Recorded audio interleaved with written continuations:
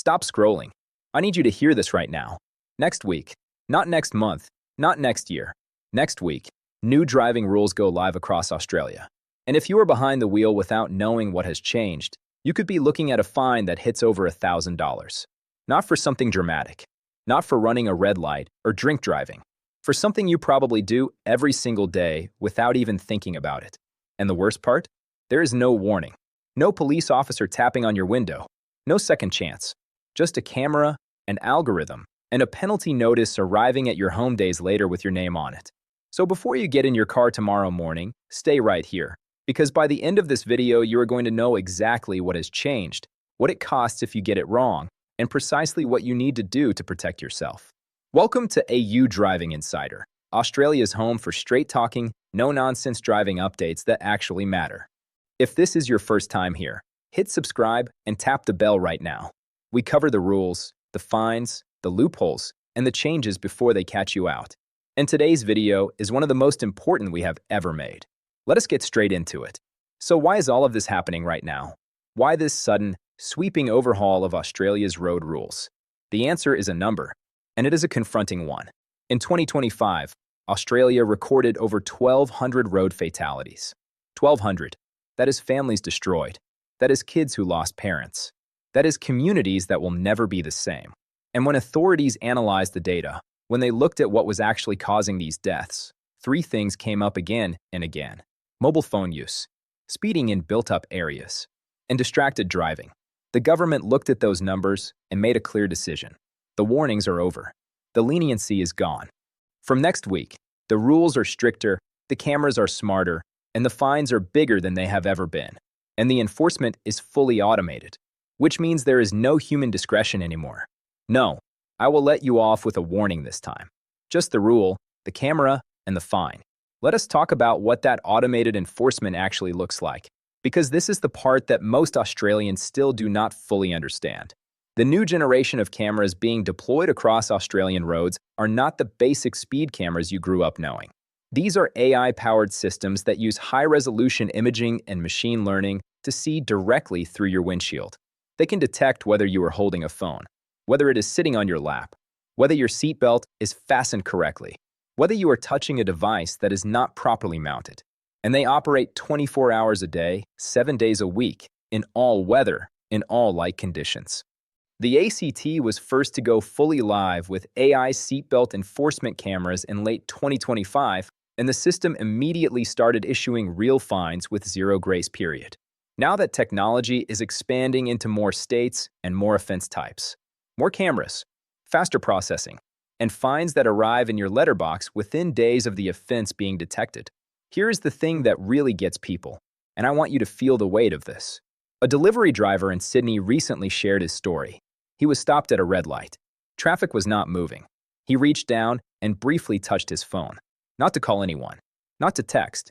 He just glanced at it for a second. A few days later, a fine arrived for over $1,000. He said, and I am quoting here, "I thought it was okay to be stopped.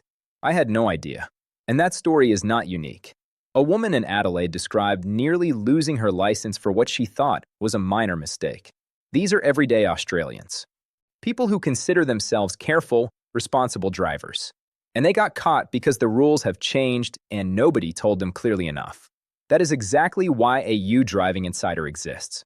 And that is exactly why this video matters. So let us go through the changes one by one, clearly, specifically, with the dollar amounts, because vague warnings are useless. You need the details. Mobile phones first, because this is the #1 offense catching Australian drivers right now. The rules sound simple. Do not use your phone while driving. But here is the critical detail that most people are getting wrong. In the majority of Australian states, you cannot legally touch or hold your phone even when your vehicle is completely stationary at a red traffic light. Unless your car is legally parked, not paused at lights, not waiting in a queue, you are considered to be in control of a moving vehicle. And touching your phone in that situation is a criminal traffic offense. With the new AI cameras now watching every intersection, every slip road, every school zone, that moment you pick up your phone at a red light is now very likely being recorded. Mobile phone fines across Australia have now risen to as high as $1,078 in some jurisdictions, plus demerit points that bring you dangerously close to losing your license. For learner drivers and P-platers, the rules are even tighter. In several states, provisional license holders face a total ban on any phone function, including hands-free and Bluetooth calls. Not just holding the phone, any phone function at all. One offense involving a mobile phone as a provisional driver can now trigger immediate disqualification and mandatory resitting of both knowledge and practical tests before they can drive again. Now here is the one that is shocking people across the country, and I genuinely want you to stop and think about whether you do this. Eating in the car. Drinking a coffee on the morning commute. These activities have now been formally captured under expanded distracted driving laws across multiple Australian states. In Melbourne specifically, sipping your takeaway coffee while driving can now attract a fine of up to $600 if enforcement officers or cameras determine it diverted your attention from the road. Breakfast on the go. A quick bite of toast at the wheel. A sip of water at a long red light. All of it now falls under the expanded definition of distracted driving. And the enforcement is real. This is not theoretical. Fines are already being issued. Habits that millions of Australians have built up over years of commuting are now genuinely illegal in ways that are actually being enforced. Finish your breakfast before you get in the car. Pull over if you need a drink. I know it sounds extreme, but $600 is not a small inconvenience. Let us talk about speed, because this is where the financial damage gets truly catastrophic for people who are not paying attention. School zones are being tightened right now. The existing 40-kilometer-per-hour school zone limit has been strictly enforced for years. But across New South Wales, Tasmania, South Australia, and parts of Queensland, there are active rollouts underway reducing certain school zones and high pedestrian areas down to 30 kilometers per hour. 30. If you drive through a school zone you have used for years, trusting your muscle memory that 40 is the limit, and the sign is changed to 30, you are now speeding. And with average speed cameras being expanded across New South Wales, the old trick of slowing down just for the camera does not work anymore. Average speed cameras measure your pace across an entire distance between 2 points. If your average is above the limit at any point along that stretch, you get a fine automatically. No exceptions. But the speed fine that is genuinely making people's jaws drop is the one attached to the slowed down move over law. You need to hear this clearly because the numbers are extraordinary. When you approach a stationary vehicle on the side of the road with its warning lights or emergency lights flashing, a tow truck, a roadside assistance van, an emergency responder, you are legally required to reduce your speed significantly and, where safe to do so, move to an adjacent lane. In Victoria, the required speed is 40 kilometers per hour on any road, including freeways. The fine for non-compliance reaches up to $961. But in South Australia, this is the one that floors people. On multi-lane roads, you must reduce to 25 kilometers per hour when passing those stationary vehicles. 25. And if you do not, the fine is up to $1,895, plus up to 9 demerit points. Nearly $2,000 for passing a breakdown vehicle at the wrong speed. And from July this year, these rules are being expanded further and locked into the new fines reform regulations framework, meaning the enforcement machinery behind them is getting even more powerful. Picture yourself on the freeway. Traffic moving at 100. You see a tow truck with amber lights on the shoulder. You ease off slightly, maybe drop to 70. And you think that is reasonable. The camera on the overhead gantry disagrees. $961. That is real. That is happening. Slow down far more than you think you need to. Every single time. Now I want to take a moment for something that is affecting families right across the country in a very personal way. Senior drivers. If you are aged 65 or over, or if your parent or grandparent is, what I am about to explain is important and needs to be heard clearly.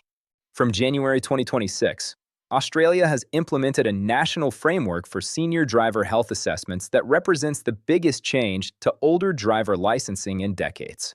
Drivers aged 65 and above now face mandatory health evaluations at license renewal. These include a full general health and cognitive assessment by their GP, a formal vision screening by a registered optometrist to confirm adequate depth perception and peripheral vision, and in cases where a doctor has concerns or there is any prior performance history, a complete on-road practical driving test. For drivers aged 75 and over, these checks are non-negotiable at every renewal. From age 80, they become annual requirements. Western Australia and the Northern Territory are completing their rollout of this framework right now, meaning every state and territory in Australia now operates under the same system. The appeal windows if a license is refused or canceled have also been shortened under these reforms. So if you are approaching these age thresholds, or if you are supporting an older family member, do not wait for the renewal letter to land. Book the GP appointment now. Get the vision check done.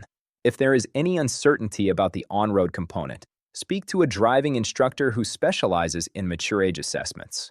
Being prepared means staying on the road with confidence and dignity.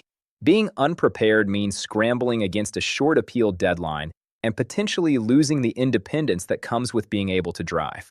Now let us get into something that is coming in July, and it is the part that affects every single driver who has ever received a fine and thought about ignoring it or delaying payment. From the 1st of July 2026, Victoria's new fines reform regulations and infringements regulations completely overhaul how unpaid penalties are handled. The speed at which fines escalate and the enforcement mechanisms behind them are being dramatically upgraded. What this means in plain language is that the old approach of putting a fine notice in a drawer and dealing with it later is about to become significantly more expensive. Fines will escalate faster. Enforcement will kick in sooner. And the financial consequences of defaulting on an infringement are going to be more serious than they have ever been. Pay your fines. Pay them quickly, because the cost of delay is going up significantly from July. There is also a major change coming for motorbike riders, specifically novice riders going through the motorcycle graduated licensing scheme. From mid-2026, protective gloves and high-visibility vests become mandatory equipment for learner and novice motorbike riders. Not a recommendation, a legal requirement, as standard as wearing a helmet.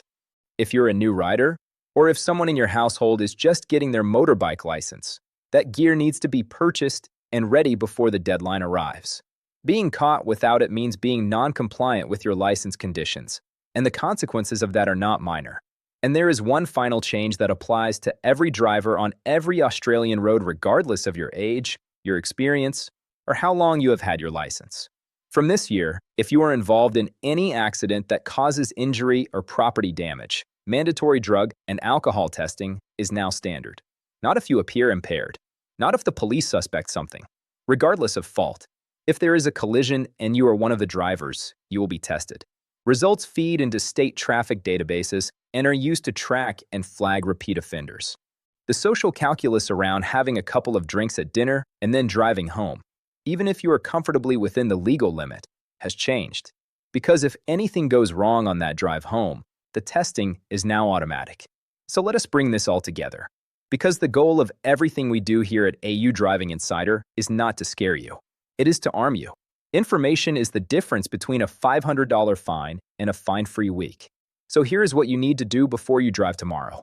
Put your phone completely out of reach the moment you get in the car. Not face down on the seat. Not in the cup holder. Out of reach, bag, glove box, back seat.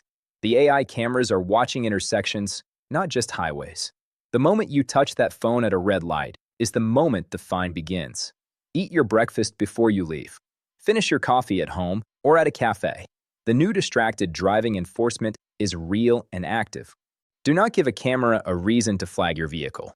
Check the speed limit in every zone you enter, every time. Do not rely on memory. School zones and pedestrian areas are changing mid-year across multiple states. What was 40 last month might be 30 this month. Slow down dramatically when you see any vehicle with flashing lights on the side of the road.